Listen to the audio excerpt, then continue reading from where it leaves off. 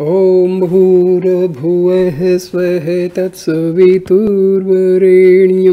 भर्गो देवस्य धीमहि धियो यो नः प्रचोदयात्। ॐ शान्ति शान्ति शान्तिः। Arunachal Shiva Arunachal Shiva Arunachal Shiva Arunachal. Namaste, my dear friends. Bhagwan Sri Ramana Mahasrshi used to take the help of scriptures very less because he had the real experience of spirituality. His each and every word was full of divine force because he has the experience of divine matters, spiritual matters, and he had the experience. So he was not depending upon the scriptures, and he was more inclined to bring the devotees to have belief in their own self and not to depend upon the teachings imparted by scriptures.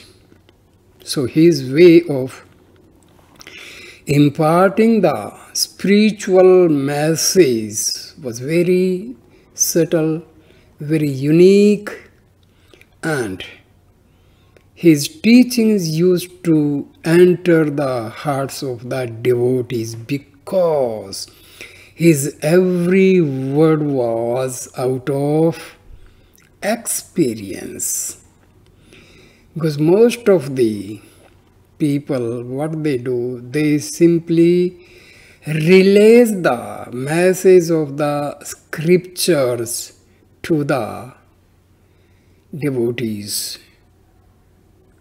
without having any practical experience of the divinity, practical experience of the teachings they are imparting. So they were simply acting as mediator between the scripture and the devotees. But Maharshi, he was himself the scripture, he was the experiencer. So his every word and sentence was the sentence of Vedas, Shastras, Upanishads. So we must first believe in us, then must believe the teachings of Maharshi. See, my saying, I don't mean that we should give more importance to us than Maharshi. No, that is not the meaning. Because remember, Maharshi used to emphasize that Atma of everybody is the same. Atma is omnipotent, omniscient and omnipresent, and that is applicable to the Atma of every human being. So we should not misunderstand. Straightway we should not just try to find out meaning of our own. No. Because Atma is Atma and Atma of everybody is same. There is no difference. Difference comes in the ego, difference comes in the mind, difference comes in the intellect, difference comes in the effect of Maya on our personality. So we have to be very clear. So the Maharshi's wordless doctrine is unlike the usual traditional teachings. That means wordless means because Maharshi was not using the teachings of scriptures. Whatever he used to tell the devotees, that was out of his own experience. So there are no creeds to be elaborated. So there is no need for preaching. There is nothing for the mind to theorize or philosophize about. What is needed is immediate intuitive understanding of the heart. Sometimes he was not speaking at all, and the message was imparted to the devotees through silence. The intricate maze of philosophy of the various schools is set to clarify matters and to reveal the truth, but in fact, it creates confusion where none need exist. To understand anything, there must be the self. Self means Atma. The self is obvious, so why not remain as the self? What need to explain the non-self? Here, Maharshi meant the non-self means we should not talk much about the matter which is not connected to our divinity, to our Atma. What the seeker has to do is rather to unlearn and let go all his preconceived ideas about the self. See, we believe much more on our own preconceived ideas. Indeed, the Maharshi has been known to say that in the end, even the scriptures must be given up and unlearned. All scriptures, without exception, proclaim that for attaining salvation, the mind should be subdued. So, the teachings of scriptures is through mind and intellect. So, when the mind is destroyed, what does it mean? Whatever is learnt from these scriptures, that is also to be vanished. It is to be discarded. That is the simple meaning. And once one knows that control of the mind is their final aim, it is futile to make an interminable study of them. What is required for such control is actual inquiry into oneself by self-integration. Who am I? Here, who, that is the query, am, existence. I, here, this I is ego. Remember, who am I?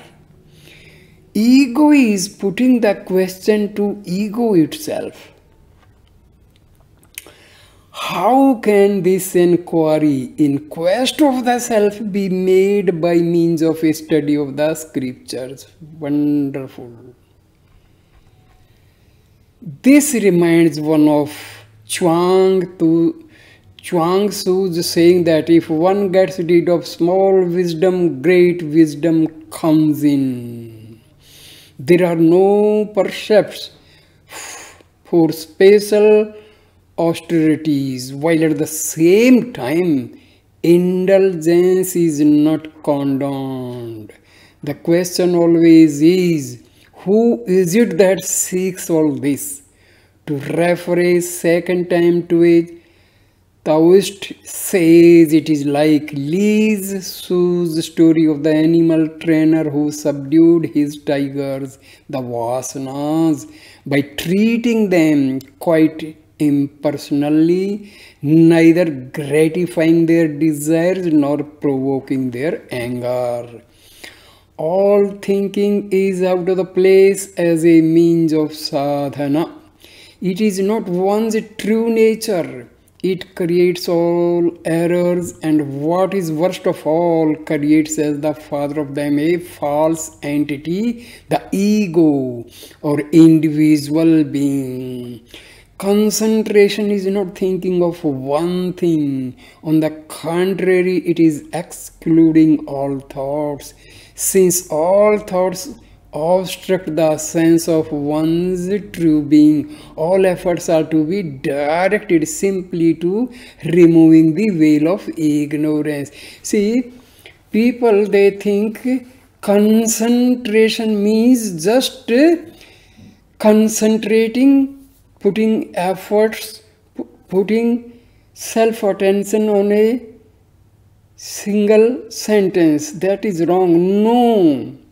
We have to just have self-attention on our Atma only, no other sentence.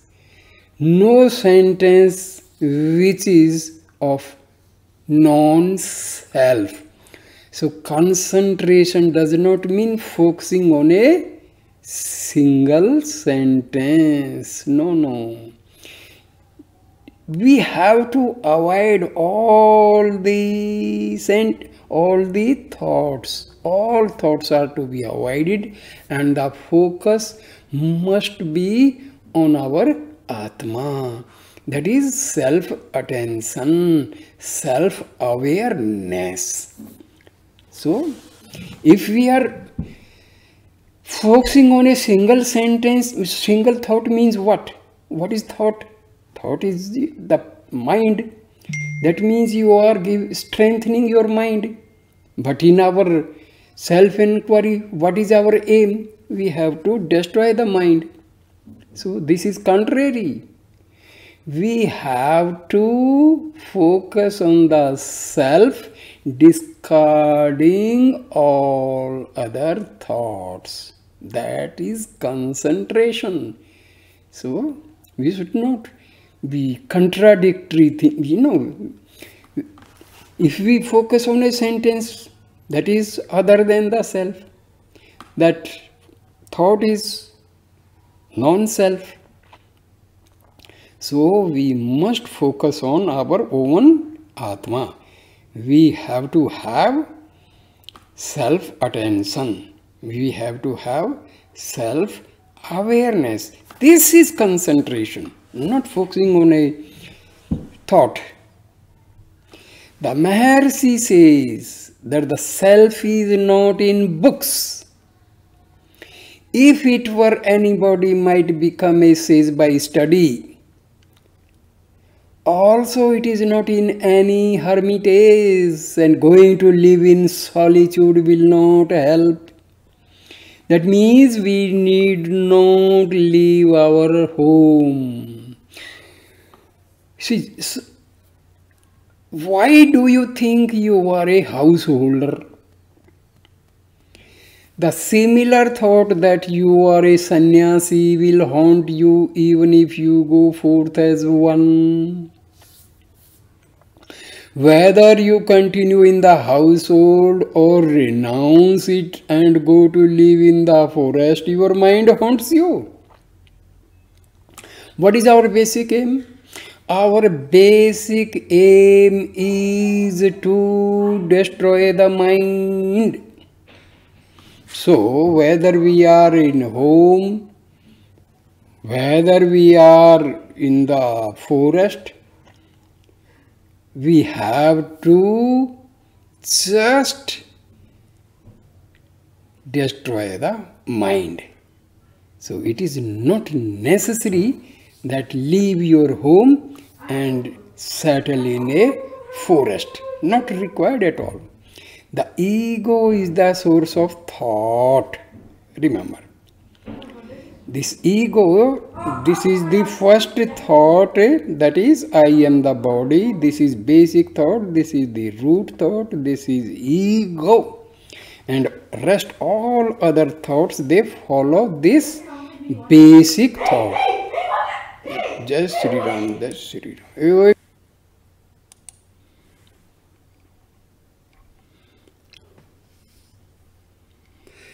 So the Maharshi says that the self is not in books. If it were, anybody might become a sage by study.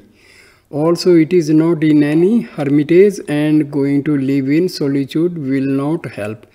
So, dear friends, I end the video here and will continue this topic in the next video. Thank you. Please share, comment and like the video and subscribe my channel. Thank you so much.